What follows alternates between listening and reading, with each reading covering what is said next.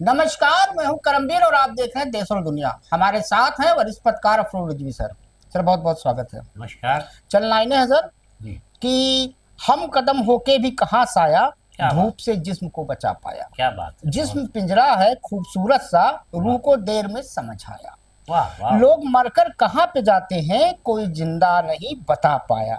जिंदगी अनबुझी पहेली थी, मौत ने आके जिसे सुलझाया। और कोई तो बात उस जहां में है, कोई तो बात उस जहां में है जो गया लौट के नहीं आया। वाह वाह वाह वाह वाह। अब सर कोई सोनम भी बांग, लौट के नहीं आया। हाँ तो सोनम बांगचुंग कोई तो बात जोधपुर सेंट्रल जेल में एनएसए के अंतर्गत बंद है। ऐसा व्यक्ति, ताजुब वाली बात है कि जिसको रेमन मैग्सेसे अवार्ड मिला हो, उसने सेना के लिए सोलर वाला टेंट बनाया हो, ऐसा व्यक्ति जेल में है। और ये है हिंदुस्तान 2014 के बाद जो नया भारत है, न्यू इंडिया, न्यू नॉर्मल।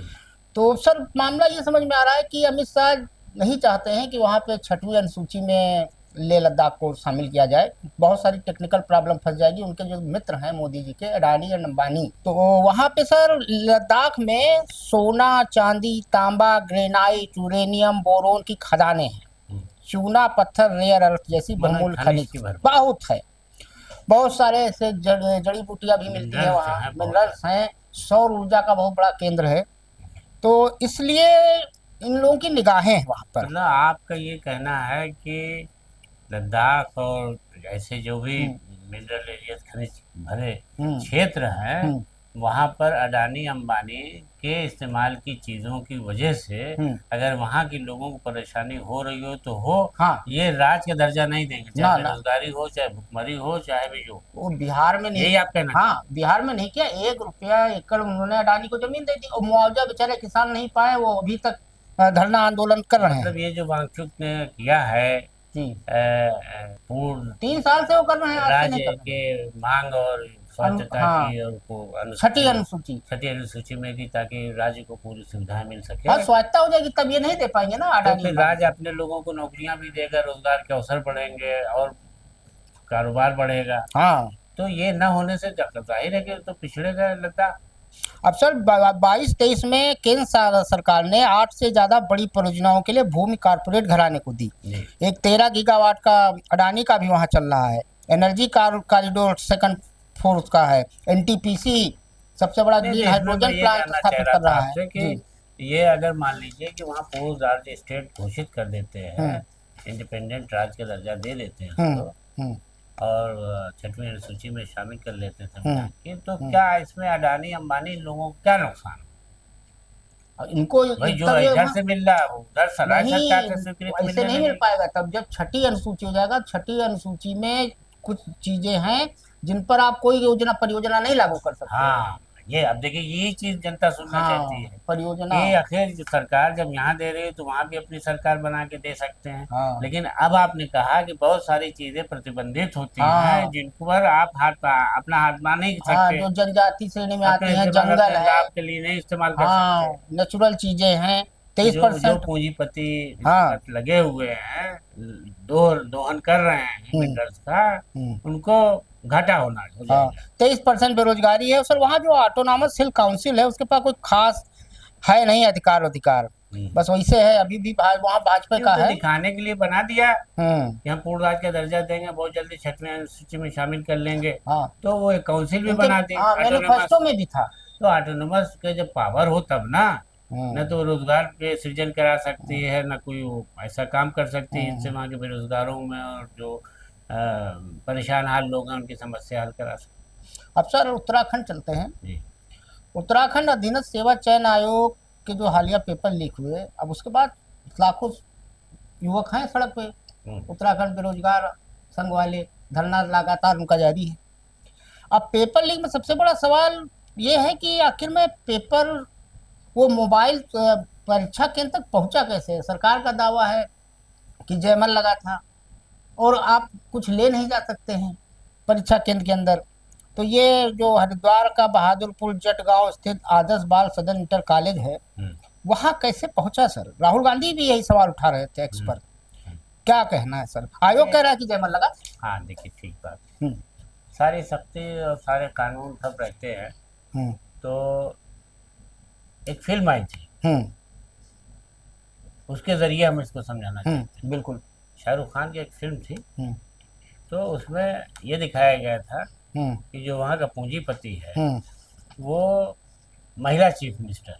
हम्म हम्म तो वो अपनी कुछ बातों को लेके जाता है, तो वहाँ की जो चीफ मिनिस्टर हैं हम्म वो मना कर देती हैं हम्म कि नहीं, इस तरह का कोई काम हम पर हम राजी नहीं, अपनी रजामंदी नहीं देंगे। हम्म तो वो आदमी जो है वो उनकी हत्या कराने पर लग जाता है हम्म कि ये पॉलिटिकल ये है, कोई ऐसा मामला हो जिसमें ये मार डाले जाए और पता भी ना चले। हम्म तो उसमें ये दिखाया है कि देखिए, ये हथियार मोबाइल वाली बात आप पूछ रहे हैं कि कैसे हम्म पहुंची। हम्म अब मुख्यमंत्री की सिक्योरिटी में दिखाया गया है कि जो चीफ सिक्योरिटी अफसर है वही रिवाल्वर उस लड़के को दे रहा है कि तुम्हें मारना है, दरवाजे से निकल जाना है। हम्म तो ये कौन सी बड़ी बात है? परीक्षा के पहले ही आदमी घुसेड़ देता है सारी चीजें। जब जांच शुरू हुई तो मोबाइल में रखवा लिया कि सब रखा लिया गया है। हाँ, और वो प्लेन जो था, कहने कि तुमने फ्यूल बंद किया था कि तुमने बंद किया था, एक्सीडेंट हो गया, बात तक पता नहीं चला। आज तक पता नहीं चला अब सर कि ये इंजन किसने बंद किया। अब वो तो ये कि मोबाइल कहाँ से आया, ये कौन सी बड़ी बात है यार? परीक्षा के पहले ही बहुत सारी चीजें पहुंचा दी जा अंदर जा सकती अब है। सर इसमें एसआईटी को जांच दी गई, एसआईटी आज तक वहाँ फैले रही है कोई। एसआईटी की कोई जांच में आज तक किसी को सजा मिली? हाँ कोई वहाँ कसूरवार बताते तो हैं कि नौ जांच ऐसी की थी जिसमें 8 में आज तक किसी का कुछ नहीं हाँ हुआ। उसमें एक 2022 वाले पेपर बड़े लीक बड़े में कांड में लोग जमानत पर घूम रहे हैं। हाकम सिंह थे हाँ, और 15 लाख में पेपर बेचा था, वो बताइए। भी बेल पे है। हाँ, अब वो सर देशद्रोह नहीं था। ना ना अब ये सर ये नीली कुर्सी का राज नहीं समझ में आ रहा है। अब नीली कुर्सी लाल कुर्सी, देखिए ये ट्विस्ट करने वाली बातें होती हैं।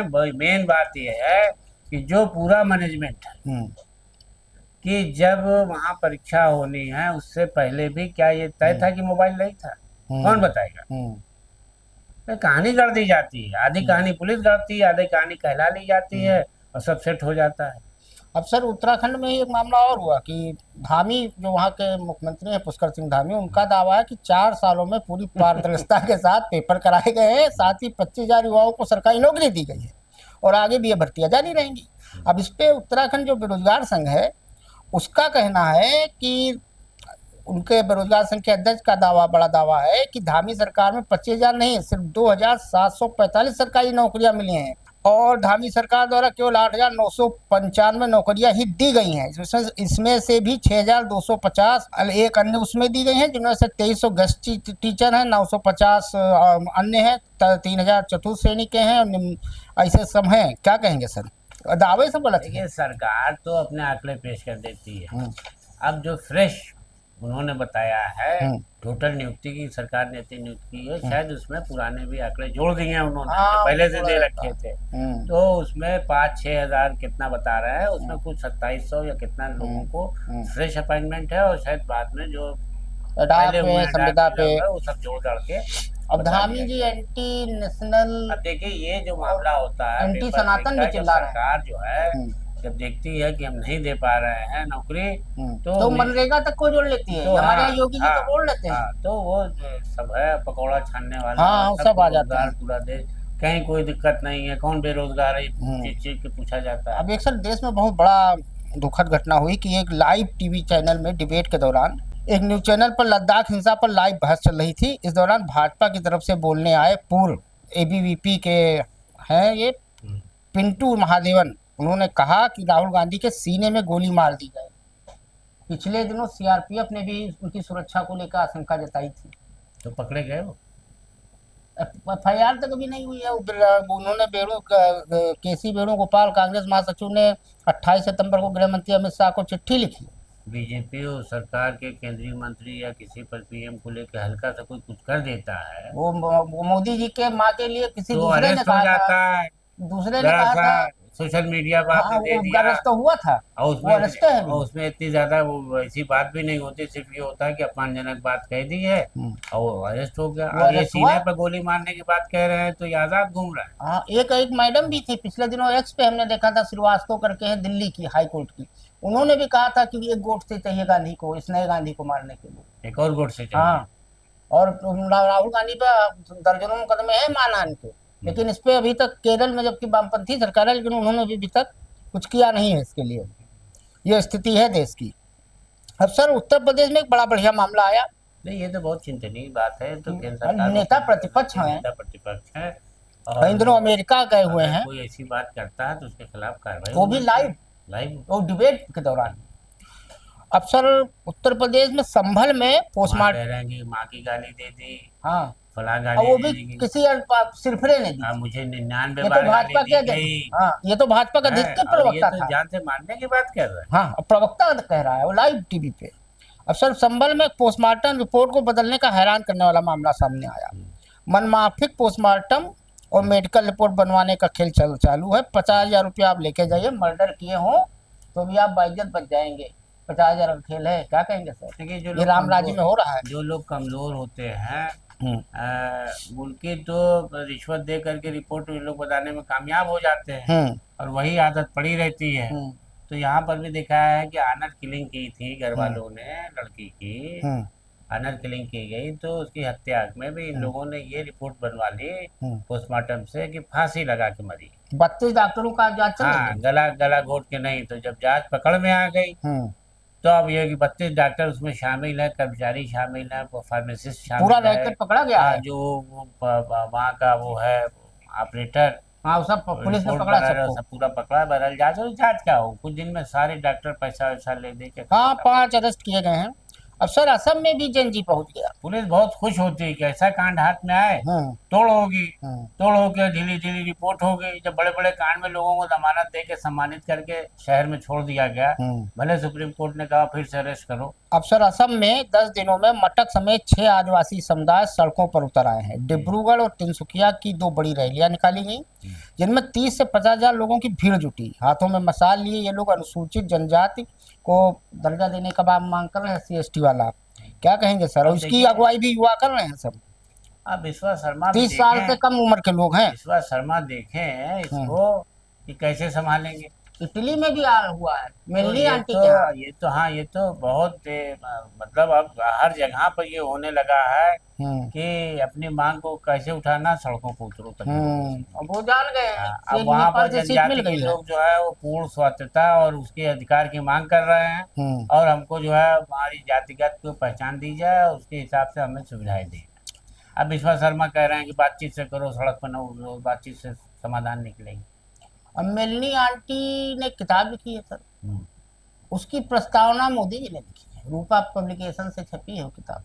और वही किताब अमेरिका में जब लॉन्च की गई थी तो जूनियर ट्रम्प ने लिखी थी। और उनके संबंध अच्छे, फोटो बहुत खिंचाती है उनके साथ, मेलनी आंटी के साथ। अब वो जो पार्थसारथी थे बसंत कुंज वाले मामले में, स्वामी चैतन्यानंद सरस्वती, तो अब उनको पुलिस रिमांड पे है वो। अब पुलिस को जवाब ही नहीं दे रहे हैं, एक ही जवाब देते हैं, मेरे लगा आरोप गलत है, और फल लाओ, शाम को उनको फल खिलाओ, पानी पिलाओ। बताओ, पुलिस इसी में परेशान है कि उससे क्या कुबलवा क्या करे। का आरोप है कि आश्रम में जो है वो उनके साथ छेड़छाड़ करते थे, क्या करते थे। हाँ, सब पुलिस कह रही आईपैड साधु संत को सर आईपैड की क्या जरूरत है सर? समझ में नहीं आया कौन सी मोह माया है। तो आदमी यही है वो, तो पुलिस जो है गरीब फल ला के दे रही, और कोई पानी मांगे तो डंडों से मारे। अब सर हमारे यहाँ टैरिफ का कुछ असर हो या ना हो, लेकिन एक खबर हमको मिली बड़ी इंटरेस्टिंग, तो मैंने उसको लिया अमेरिका से। तो जो NRI अमेरिका में रह रहे हैं, मज़ेदार बात है, वो परेशान है। त्योहारी सीजन शुरू हो रहा है, ट्रम्प का उन्हें टैरिफ 100% रख रखा है। तो जो स्टोर्स हैं अमेरिका में भारतीयों के, तो भारतीय सामान इतना महंगा हो गया है कि लोग खरीद नहीं पा रहे हैं। न्यू जर्सी में बड़ी संख्या में भारतीय रस्ता, भारतीय परिधान और जवाहरात की दुकानें, और साथ ही साथ तरह के भारतीय खाद्य उत्पाद, बर्तन, तीज त्योहार के इस्तेमाल होने वाली चीज़ें बेचने वाले पटेल ब्रदर्स तथा पटीधर ब्रदर्स जैसे ग्रॉसरी स्टोर वाले परेशान हैं सर। मिनी इंडिया कहा जाता है सर उसे। क्या कहेंगे सर?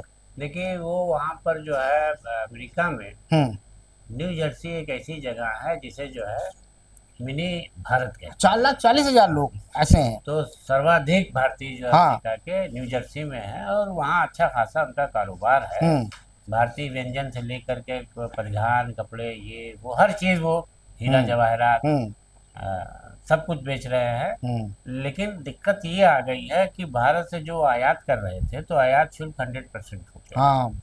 अब ये उनका ये फिक्र है कि अगर हम उस पर इतना ज्यादा टैरिफ दे देंगे तो हम मुनाफा यहाँ क्या उठाएं कमाएंगे। हाँ, ये मसाले चीज, जाते हैं भारत हाँ में, ये, हल्दीराम जाता हाँ है। लोग धीरे धीरे जो है उनकी बिक्री जो है कम हो जाएगी, ग्राहक नहीं आएंगे। अब दिवाली करीब आ रही है, वहाँ बिक्री के आसार बढ़ने वाले थे, तो वहाँ पर जितने भी कारोबारी चिंतित है इस बात को लेकर के। उनका ये भी मानना है इससे हम ही नहीं परेशान होंगे, इससे अमेरिका की अर्थव्यवस्था भी चौपट होगी।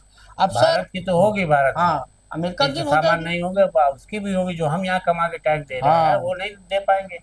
अब सर, कल क्रिकेट मैच हुआ। अब हमने अब नहीं सुना था कभी जीवन में कि क्रिकेट में भी सियासत शुरू हो जाएगी। मोदी जी ने उसमें भी घुसेड़ दिया है। जैसे बिहार, कल मन की बात में उन्होंने कहा कि बिहार को छठ पूजा को यूनेस्को में शामिल कराएंगे, विदेशी आएंगे, पटना में छठ पूजा मनाएंगे। मतलब इवेंट का तो आदमी व्यक्ति बिल्कुल दीवाना है। अब मोदी जी ने एक ट्वीट किया, उन्होंने कहा कि ये ऑपरेशन सिंदूर जारी है, बधाई देते हुए खेलों का राजनीतिकरण कर दिया। तो सूर्य कुमार यादव बेचारे कहे थे तो कौन सा गलत कहे थे।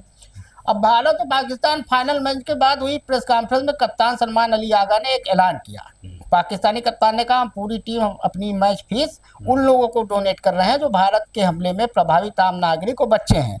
हमारे यहाँ सूर्य कुमार यादव ने भी यही कहा। उन्होंने कहा कि पहलगाम आतंकी हमले में पीड़ित परिवारों और सशस्त्र बलों की मदद के लिए अपनी इस टूर्नामेंट मैच की फीस को हम दान करेंगे।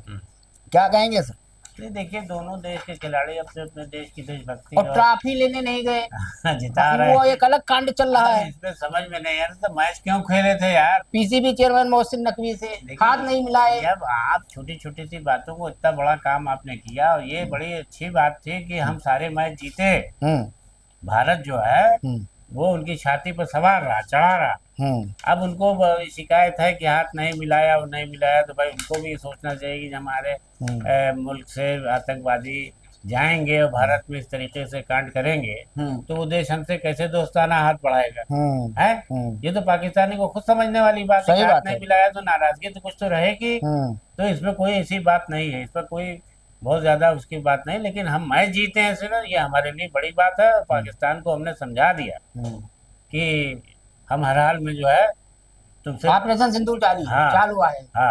ऑपरेशन चालू है। चलते चलते बता दें, साइंटिस्टों का दावा है कि पृथ्वी की घूर्णन गति में बदलाव के कारण लगभग 2500 साल पहले पश्चिमी ज्योतिष में राशियों के नक्षत्रों के संबंध में बदलाव हो चुका है। मतलब जैसे आप ये सोच रहे हैं कि 12 राशि तो 12 नहीं, 13वीं राशि भी खोजी गई है। आज नहीं खोजी गई, बहुत हजारों साल पहले बेबीलोनिया में खोजी गई थी।